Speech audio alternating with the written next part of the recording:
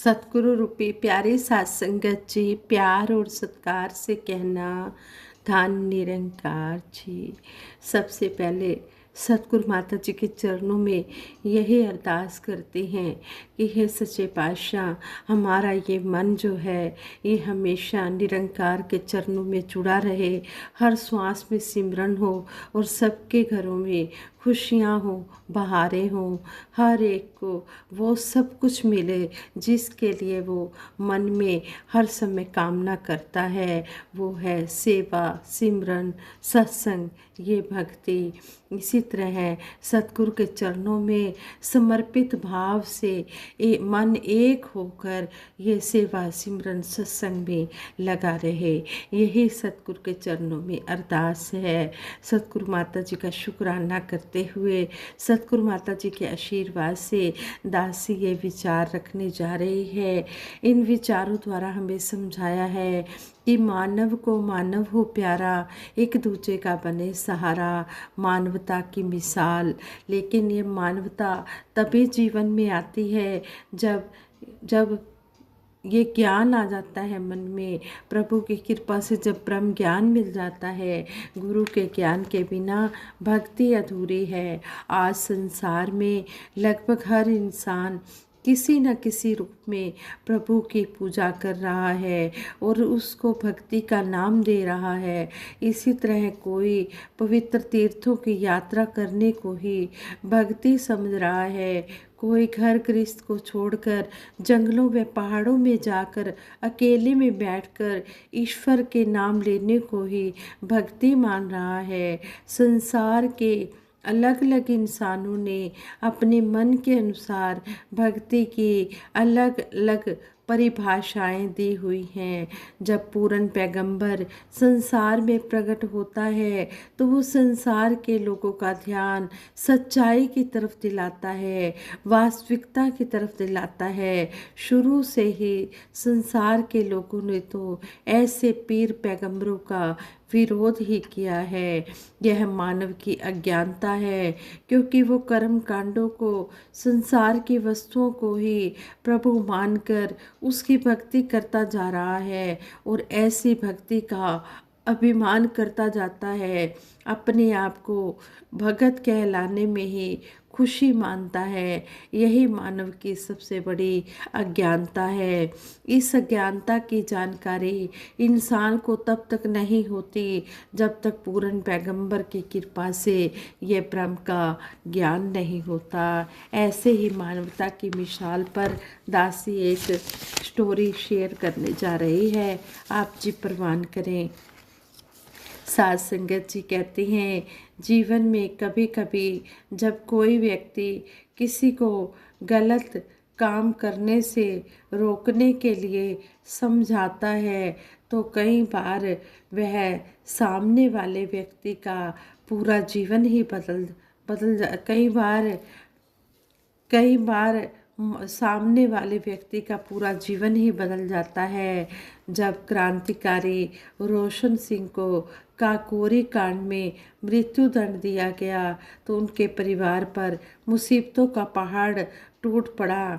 घर में एक जवान बेटी थी और उसके लिए वर की खोज भी चल रही थी। बड़ी मुश्किल से एक जगह बात पक्की हुई।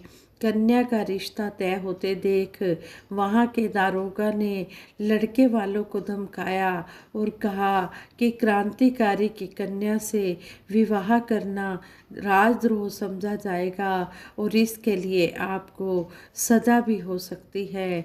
किंतु वर पक्ष नहीं डरा और निडर होकर बोला, यह तो हमारा सौभाग्य होगा कि ऐसी कन्या के कदम हमारे घर में पड़ेंगे जिसके पिता ने अपना शीश भारत माता के चरणों में रख दिया। इस पर दारोगा वहाँ से चला गया और किसी तरह इस रिश्ते को तोड़ने की कोशिश करने लगा। जब एक साहित्यिक पत्रिका के संपादक को यह बात पता चली तो वह बहुत गुस्सा हो गए और तुरंत उस दारोगा के पास जाकर बोले, जो मानवता ही न जाने वह भला कैसा मानव है। तुम जैसे लोग बुरे काम करके अपना जीवन सफल बनाना चाहते हैं, किंतु यह नहीं सोचते कि तुमने इन कर्मों से अपने आगे के जीवन के लिए कितने कांटे बो दिए हैं। तुम्हें अपने कर्मों का प्रायश्चित अभी से करना शुरू कर देना चाहिए। अगर किसी को कुछ दे नहीं सकते तो उससे छीनने की कोशिश भी ना करें। संपादक की ऐसी बातें सुनकर दारोगा की आंखें खुल गई और उसे अपने किए हुए कामों पर पश्चाताप हुआ। दारोगा ने कन्या पक्ष के घर जाकर न सिर्फ कन्या की माता से माफ़ी मांगी, बल्कि विवाह का सारा खर्च भी खुद किया। ये हमें सतगुरु समझाते हैं कदम कदम पर कि मानव बनकर जब जीना आ जाएगा तब ही सही मायनों में तू मानव कहलाएगा। तो ये बातें तभी मन में धारण करती हैं, तभी इम्प्लीमेंट होती हैं कर्म रूप में, जब जब ये पूर्ण सतगुरु जीवन में आता है और हमें असली और नकली की पहचान कराता है और समझाता है कि ये काम तुमने करने हैं और ये काम तुमने नहीं करने हैं। जो काम नहीं करने हैं वो सतगुरु ने हमें समझाए हैं कि हमने किसी का दिल नहीं दुखाना है, हमने मानव बनकर जीवन जीना है, हमने किसी की आंख में आंसू नहीं लाने हैं, हमने किसी को दुख नहीं देना है, किसी को गलत बोल नहीं बोलने हैं, हमने ऐसे बोल नहीं बोलने जो किसी का जिससे दिल दुखे। हमने ऐसे बोल बोलने हैं जो कर्म करने के लिए सतगुरु ने हमें कही है कि हमने अपने मन को पहले तो विशाल बनाना है, अपनी सोच ऊंची रखनी है। और जब हमारा मन विशाल होगा, हमारी सोच ऊंची होगी, तो फिर कर्म भी अच्छे होंगे। फिर नम्रता, विशालता, सहनशीलता, प्रेमा भक्ति अपने आप ही मन में ये सद्गुण भर जाएंगे। इस तरह हमें समझाते हैं कि जब हमें ब्रह्म की जानकारी हो जाती है तभी हमें मानव बनकर जीना आता है। जिस तरह एग्जाम्पल देकर हमें महापुरुष समझाते हैं कि मुझे कार की पूरी जानकारी है कि ये ऐसे चलती है, इसमें गियर होता है, इसको इंडिकेटर के माध्यम से दाएं बाएं किया जाता है, परंतु वो कार तब तक मेरी नहीं होती जब तक कि मैं कार की कीमत कार के मालिक को पे नहीं करता हूँ। यूँ तो अनेकों मानव इस दुनिया में यह सोचकर भक्ति कर रहे हैं कि व्रत रखने से, नंगे पांव चलने से भगवान खुश होगा और हमारी प्रार्थना को स्वीकार कर हमें फल देगा। एक पत्नी के लिए उसके पति की फ़ोटो देखकर सेवा करने से ज़्यादा उसे साक्षात देखकर सेवा करने में ज़्यादा आनंद का अनुभव होगा। अंधेरे को मिटाने के लिए केवल दीपक का चित्र बनाने से कुछ नहीं होगा, इसके लिए दीपक का जलना जरूरी है। यही स्थिति भक्ति की भी है। भक्ति का सही भाव इस प्रभु परमात्मा को पाना है। परमात्मा की जानकारी केवल और केवल सतगुरु के माध्यम से ही की जा सकती है, जिसके लिए शहंशाह जी ने संपूर्ण अवतार बानी में लिखा है, गुरु दिखावे गुरु मनावे, गुरु ही प्यार सिखाता है, बिन गुरु भक्ति मूल ना हुए, जो करता पछताता है। इस प्रभु को पाने के लिए कुछ तो कीमत अदा करनी पड़ेगी, अपना मन प्रभु के चरणों में समर्पित करना पड़ेगा। जब तक मैं रहेगा तब तक तू का भाव कभी नहीं आ सकता, क्योंकि मैं में अहंकार होता है, तू में निरंकार होता है। जब तक मन में मैं रहेगी, मैं मेरी का मान रहेगा, तब तक गुरमत रूपी बाग में बैठकर सिर्फ समय बर्बाद किया जाएगा। मैं मेरी के अभिमान ने यह सोचने पर लाचार कर दिया है कि वह शख्स कैसे भक्ति कर रहा है या उस शख्स के भक्ति करने का अंदाज गलत है। फलस्वरूप भक्ति रूपी जिस फल का आनंद मैं ले सकता था वो तो अपनी मैं के कारण ले नहीं पाया। उस फल में मैं दोष ही निकालते निकालते समय व्यर्थ करता रहा। जब इस मैं का त्याग कर देते हैं तो कोई भी विकार इस मन में नहीं आ पाता। फिर समर्पण होता है, फिर भक्ति होती है। समर्पण करने का ये अर्थ नहीं है कि अपनी चेतन शक्ति को ही खत्म कर दिया जाए। इसके बारे में सतगुरु बाबा हरदेव सिंह जी महाराज फरमाते हैं कि महापुरुष किसी दुनियावी ताकत का कभी भी कोई डर नहीं मानते। वे एक प्रभु परमात्मा को ही सर्वशक्तिमान मानते हैं और इसी एक हरिदातार के सहारे रहकर निडरता से अपना जीवन व्यतीत करते हैं। गुरसिख जब तक प्यार नम्रता में रहता है, प्रभु की याद दिल में बसाई रखता है, तब तक दुनिया की कोई शक्ति उसका बाल बांका नहीं कर सकती। जब यह समर्पण भाव मन में बस जाता है, फिर हर भगत के दिल से यही दुआ निकलती है, जिस तरह चाहे न चाले तू, इशारे पे मुझे ऐ मालिक, तेरे ही लिखे हुए अफसाने का किरदार हूँ मैं।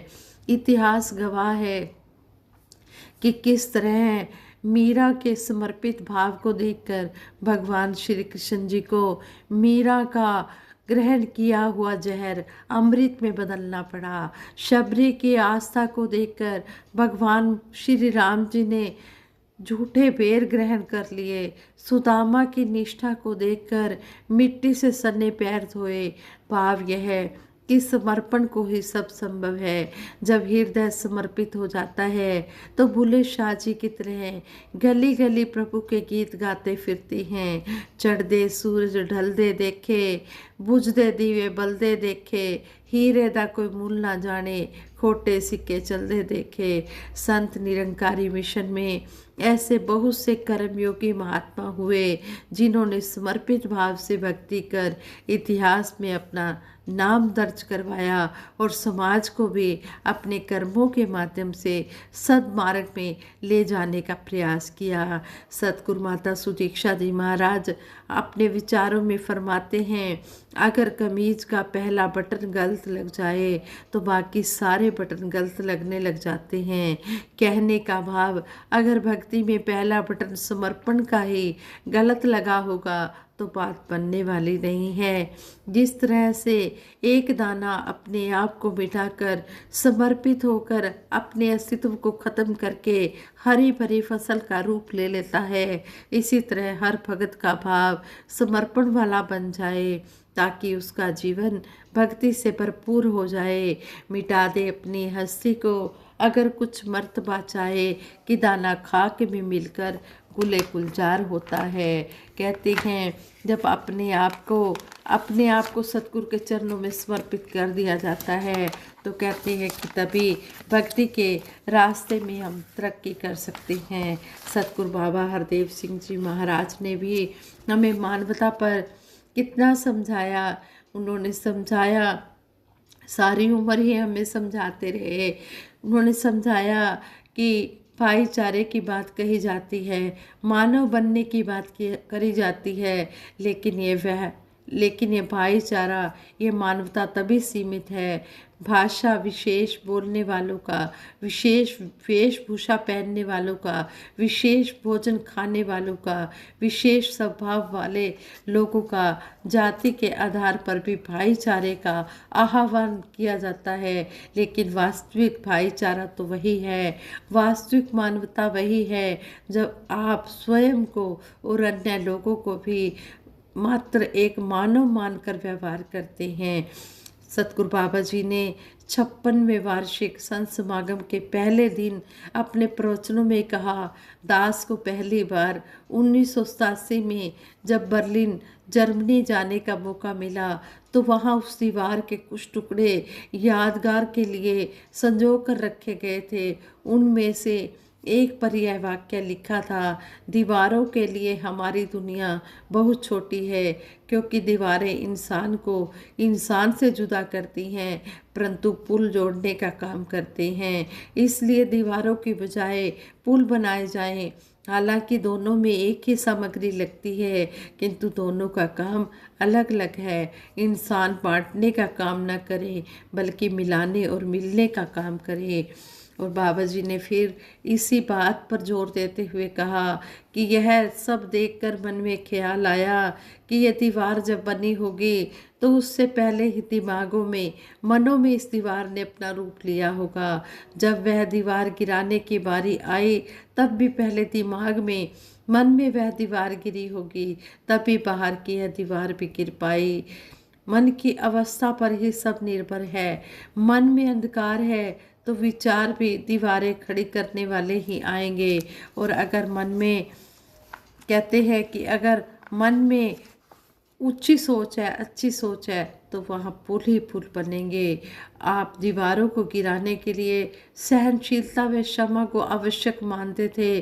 बाबा जी का कहना था कि दंड देना तो बहुत आसान होता है, लेकिन माफ़ करने वाले जिगरे बहुत कम होते हैं। इससे पहले कि युद्ध मानव का अस्तित्व खत्म करें, हम युद्ध के भावों को ही खत्म कर दें। और बाबा जी ने कहा कि हम सब ने साथ मिलकर चलना है। बाबा जी साथ चलने की भावना को ही शांति का रोड मैप बताते थे। सन 2001 में जब अमेरिका के रोचेस्टर में बाबा जी का पहली बार आगमन हुआ, तो वहाँ की विशाल सड़कें देखकर बाबा जी ने भक्तों को अपने दिल भी वैसे ही विशाल बनाने की प्रेरणा दी। बाबा जी कहते थे, दिलों को विशाल करने की ज़रूरत है। यदि दिलों में खुलापन है, सहनशीलता है, सबसे मैत्री भाव के साथ प्रेम कायम रखा जाए, तो सारी दुनिया में सद्भावना, इंसानियत और रूहानियत फैल सकती है। सारे संसार को अपना मानने की शिक्षा बाबा जी ने हर पल हमें सिखाई। बाबा जी ने सिखाया कि सारे संसार को ही अपना मानना है। यदि हमने मान रखा है कि जो मेरी भाषा वाले, मेरे पहनावे वाले, मेरी तरह पगड़ी या टोपी पहनने वाले हैं, वही मेरा संसार है, दूसरे नहीं, तब तो हम छोटे दायरे में जीने वाले कुएं के मेंढक से ज़्यादा कुछ भी नहीं है। क्योंकि गुरु पीर पैगंबरों की इच्छाएं, शिक्षाएं, क्योंकि गुरु पीर पैगंबरों की शिक्षाएं कुएं वाली नहीं, वह सागर वाली, खुले आसमान वाली हैं। बाबा जी सच्चे मार्गदर्शक बनकर इंसानियत, रूहानियत संग संग यही समझाते रहे। और आज वक़्त के सतगुरु माता सुदीक्षा जी महाराज भी यही समझा रहे हैं कि रूहानियत और इंसानियत जब संग संग चलेगी तो जीवन जीने का अंदाज, जीवन जीने का मज़ा ही अलग होगा। बाबा जी ने समझाया कि आज हमारे देश को और पूरी दुनिया को यही सबसे बड़ी ज़रूरत है। हर एक के जख्मों पर हम मरहम प्यार का सदा लगाएं, प्यार का पुल ही बनाएं, जगत में नफ़रत की दीवार गिराएं। हमने प्यार का पुल बनाना है और संसार से नफ़रत की दीवार गिरानी है। हम अपने आप को बहुत ही सौभाग्यशाली समझते हैं जो हमें ऐसे प्यारे सतगुरु मिले हैं, जो हमें सिखा रहे हैं कि हमने जीवन जीना कैसे है, हमने मानवता की मिसाल को कायम कैसे रखना है, मानव बनकर कैसे जीना है। हम सतगुरु बाबा जी के एहसानों का कर्जा भी नहीं चुका सकते, कर चुकाया जाए ना हर देव तेरे एहसानों का। हम सतगुरु बाबा जी के एहसानों का भी कर्जा नहीं चुका सकते। और आज भगत के सतगुरु माता सुदीक्षा जी महाराज भी दिन रात इस सत्य के प्रचार में लगे हुए हैं। जैसा कि आप सभी ने देखा, अभी लास्ट मंथ ही समागम हमारा ख़त्म हुआ। समागम हमारा 75वां समागम जैसे ही संपन्न हुआ, साथ ही माता सतगुरु माता जी, राजपिता रमेश जी की कैसे ये कल्याण यात्राएं शुरू हो गई। राजस्थान में सतगुरु माता जी का टूर हुआ और अब माता जी दिल्ली में भी माता जी का सत्संग हुआ। और इसी तरह सतगुरु माता जी दिन रात अपने संतों भक्तों पर, सारे संसार पर अपना प्यार लुटा रहे हैं। हम इस प्यार को अपनी झोली में समेट पाएँ और सतगुरु की रहमतों के हम आशीर्वाद लेते हुए सतगुरु की रहमतों के भागीदार बने। दासी इन्हीं शब्दों से आप जी के चरणों से यही प्रार्थना करती है कि दासी से विचार करते हुए बहुत सी गलतियां हुई होंगी, उन गलतियों के लिए आप जी क्षमा कर दे और आगे के लिए सुमत बख्शें। साथ संगत जी प्यार से कहना, धन निरंकार।